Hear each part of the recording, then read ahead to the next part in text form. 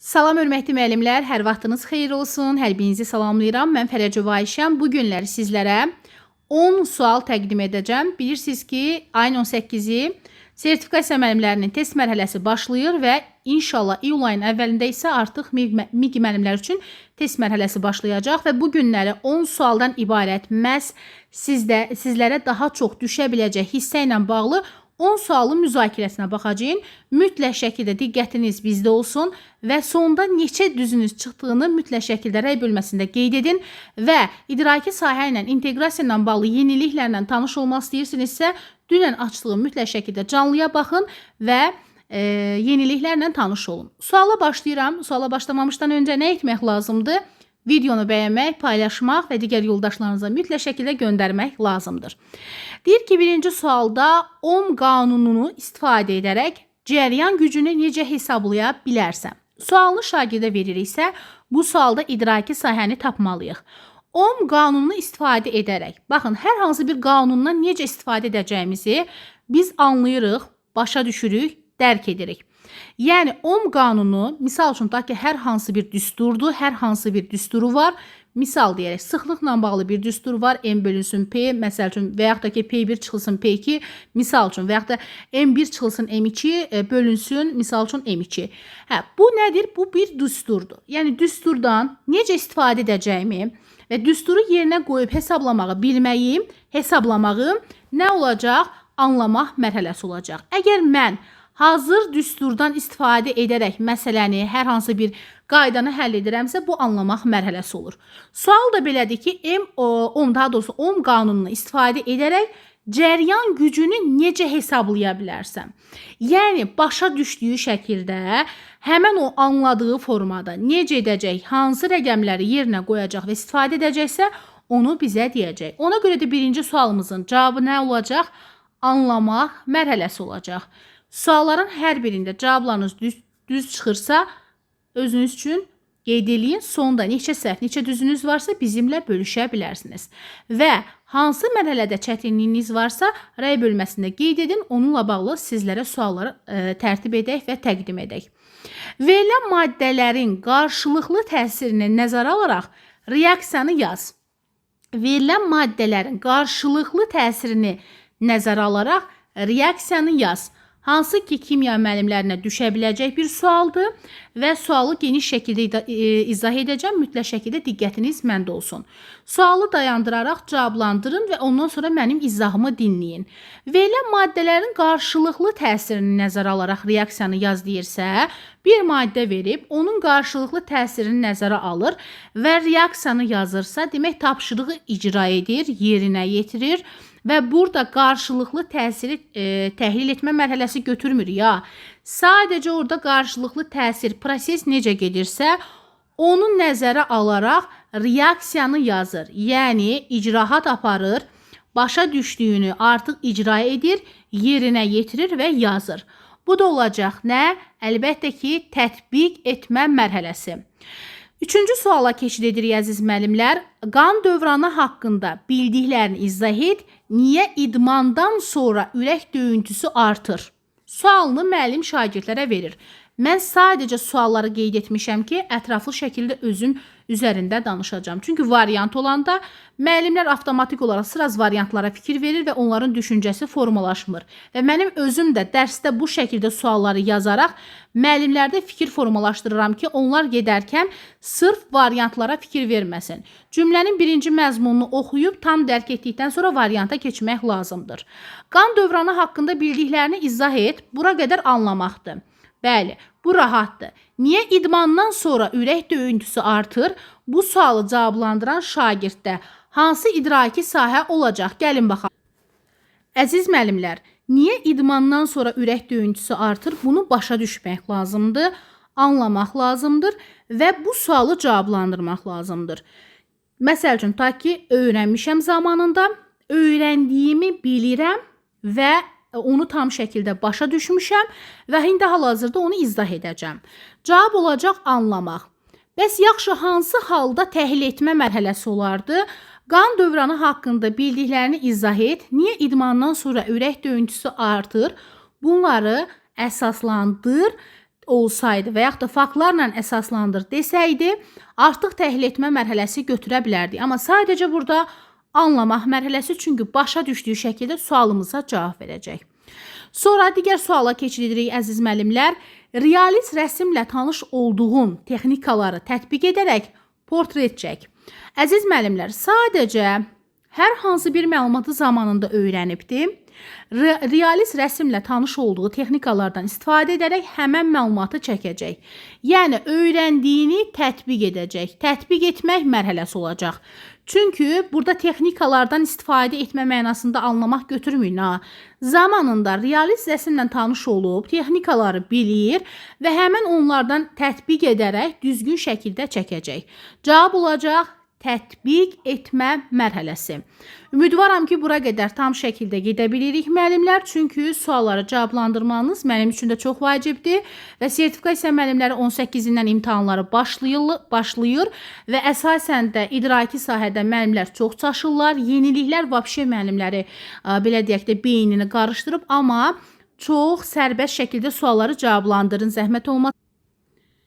Sonra 5-ci suala gəlirik, hansı ki burada dil ədəbiyyat müəllimlərinə və ingilis dili müəllimlərinə, hətta rus dili müəllimlərinə də düşə bilər ixtisasla bağlı. Aşağıdakı cümlədə fe'l hansı zamanda işlənmişdir? O sabah məktəbə gedəcək. Hörmətli müəllimlər, belə sadə suallarda düşə bilər və sizi çaşdıra bilər.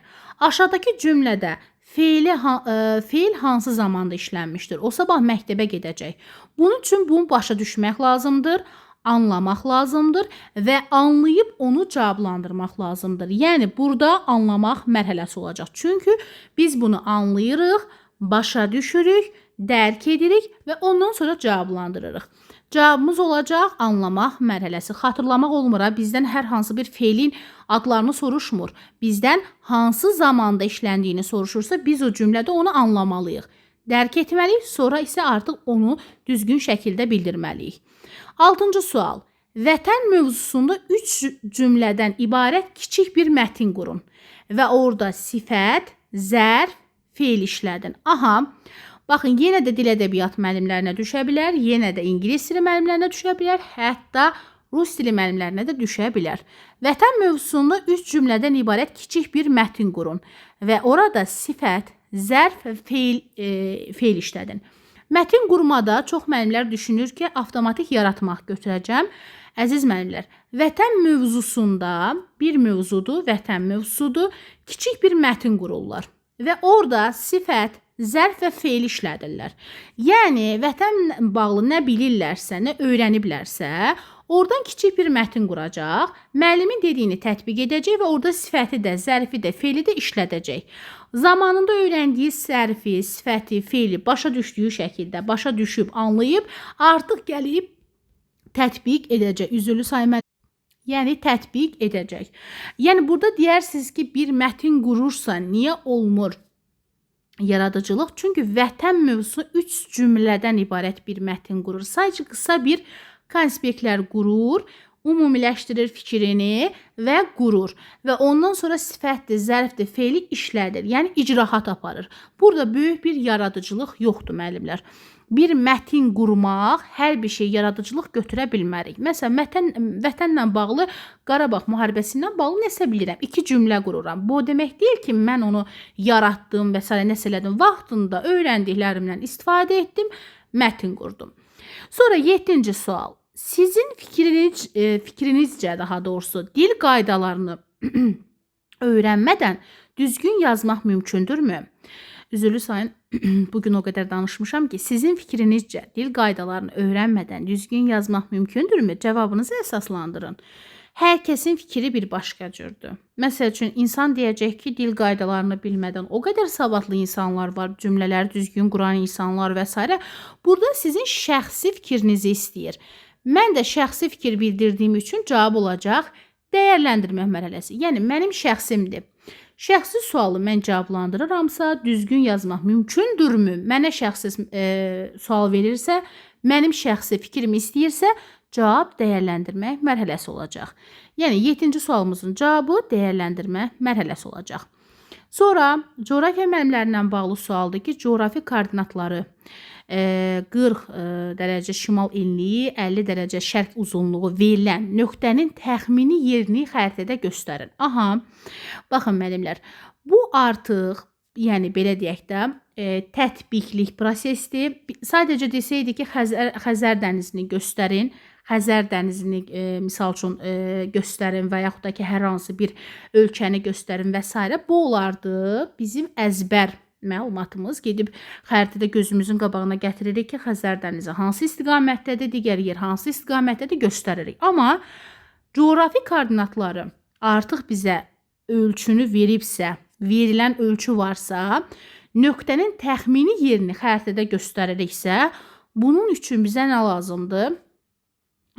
Coğrafiyanın dilindən desək, yerinə yetirmək, icrahat, hesablama və s. coğrafiya fənnində də var. İndi müəllimlər ola bilər ki, ixtisasları, başqa ixtisasları olsun müəllimlərin. Təbii ki, mənim də ixtisasım başqa ixtisasdır, amma çalışdığım qədəri ilə uyğunlaşdırmağa çalışıram ki, burada icrahat lazımdır. Xəritədə göstərmək üçün biz birinci bunu nə etməliyik? Yerinə yetirməliyik, tapşırığı icrahatı aparmalıyıq. İcrahatı apardıqdan sonra isə biz onu göstəririk. Ona görə də cavab olur tətbiq mərhələsi.